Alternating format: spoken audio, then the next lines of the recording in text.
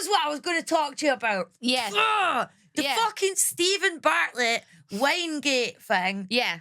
I'm going to defend him. This is probably coming out months after it. Obviously, Steven Bartlett's a clown and a loser, allegedly. This is great defending.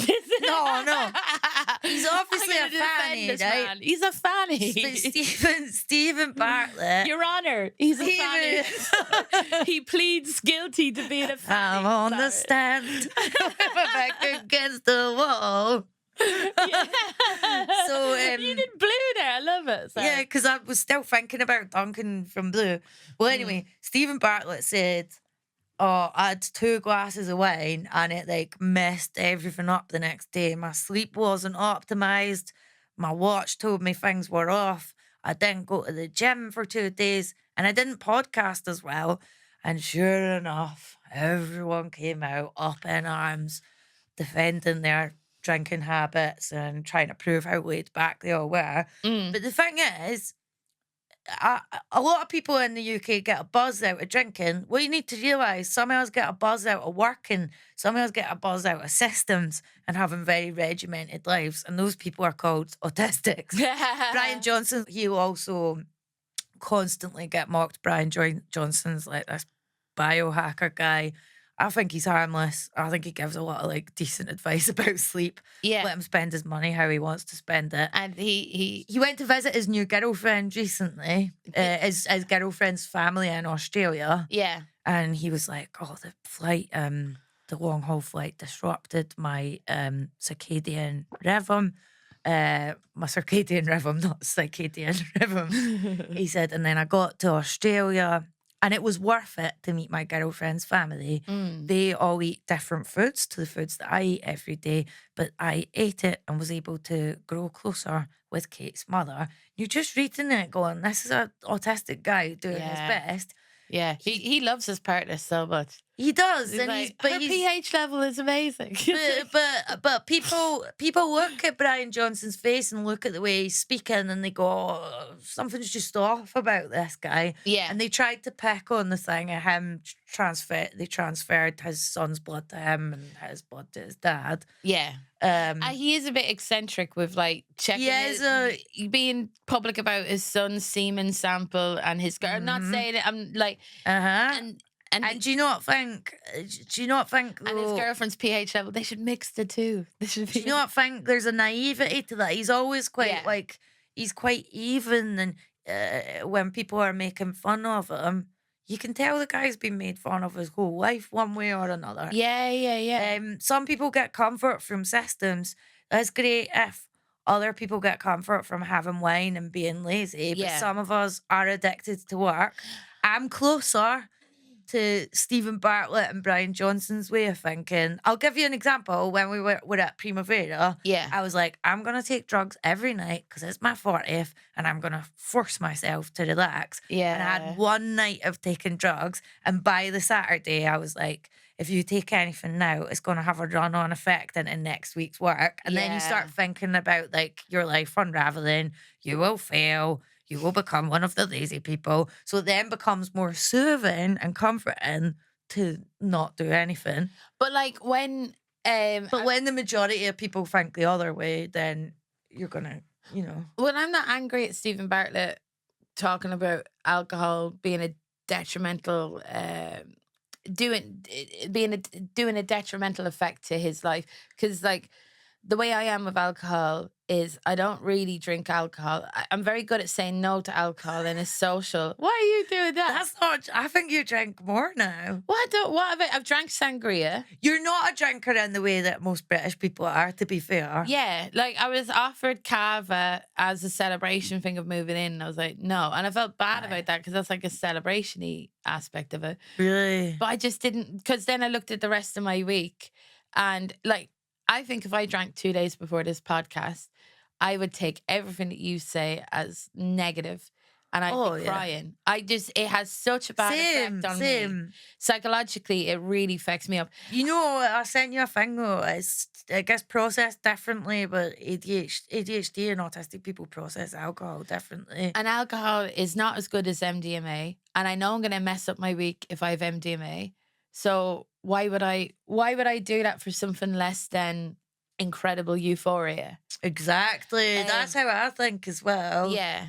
But the sangria, I did drink the sangria because it was hot and there were bits in it and it's cinnamony. And it's like, I think like I have to actively enjoy drinking the drink. And there's not many alcoholic drinks that I actively enjoy drinking. I only really like wine. But when Yeah. you're saying about the social pressure to drink, anytime someone's disappointed I'm not having a drink, I feel like a little hit of like, yes.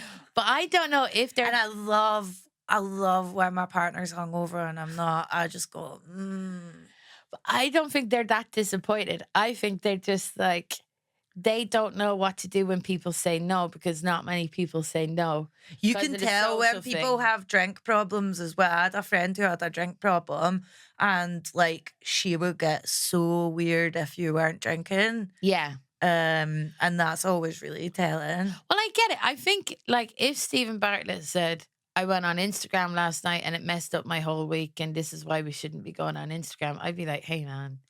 The other Like, thing, he's a black man from like a working class background. He dropped out of uni. A lot of the people I saw criticizing him, I just was like, well, yeah, you were born rich. Like, Yeah. you can fuck up. The thing is, if I wasn't uptight, I wouldn't be in the position I'm in I now. know. So I also empathize with Stephen Bartlett that his being uptight has led to him having money, whereas loads of people I saw slagging him off.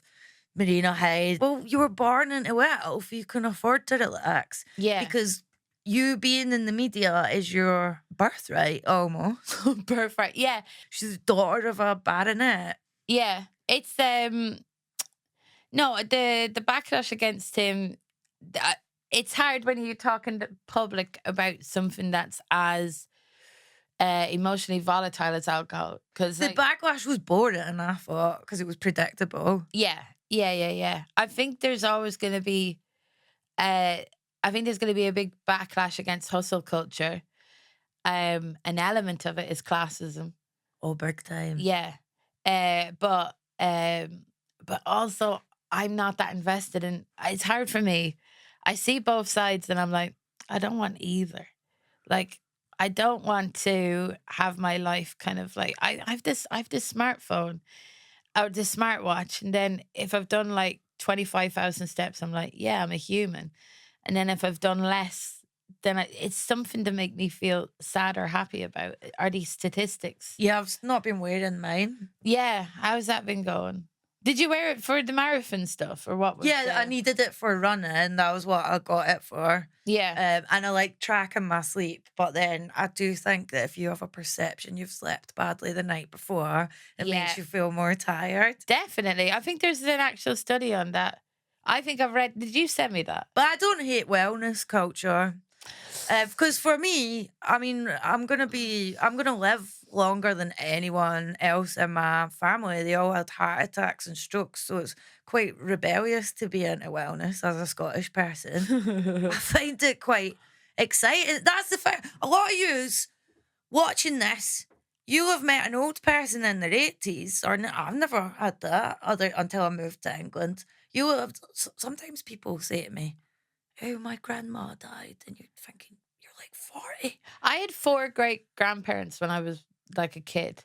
Yeah, And there's a then they lot of dropped bits off. of Ireland have weird longevity. Yeah. I don't have that. So I think it's going to be exciting to be the first person in my family to not have a quadruple heart by this. When I was a kid, I was so afraid of dying. I wanted to live forever to such an extent that it I think it impeded my life. Really? Yeah, I used to read a lot of like Encyclopedia Britannica, the biography dying section. won't be the worst part, Alison. What It's was health, but see when people go, you've got to die of something. No one's talking about health span, the number of years you spend in health. Yeah. It's more things like my gran fell over in her caravan in Ireland and just like lay there pissing herself trying to press an alarm. What right? a beautiful image we got going. And Yeah. so people don't think of that Mm. when they're going on and on defending boozing and stuff. Did we have a discussion before, or was this a discussion I might have had with another friend about what would be the most optimum way to die? Yeah, it was you. You were It like, was, yeah. dementia would be nice. I was like, what? I think because I'm Because you've not been around someone with dementia. my other granddad has dementia. I'm looking down the barrel of You said that like, yes. Like Well, my definitely thought grandpa it. Yeah. was my granny, evil granny, the one I just said about in the caravan. Yeah. She was morbidly obese her whole, or fat. You can say anything. You can say anything. Thick. But she didn't enjoy it. Yeah. She would go, oh, my father called me a fat Irish potato. Oh, Fern, I've eaten another full bag of wine gums. Wine gums. She'd sit and binge. She'd have wine gums, fruit pastels. Fern, I've bought you a pack of hot cross buns. And she'd just eat them all. Hot cross buns I can understand, but fruit pastels or wine gums, they're heavy. Yeah. They're like that's very chewy. But she Yeah. got dementia. Yeah. And she was like that. Because Was she she? forgot that she was a binge eater. Yeah. And I did just think that's so sad that you never saw yourself at goal weight because all she wanted was to be thin. Yeah. I'll never remember one of the last things my gran said to me before she lost her mind was we were at my granda's funeral and I had a whiskey and then I had another whiskey and I was a size 10 and she looked at me and she went, glutton.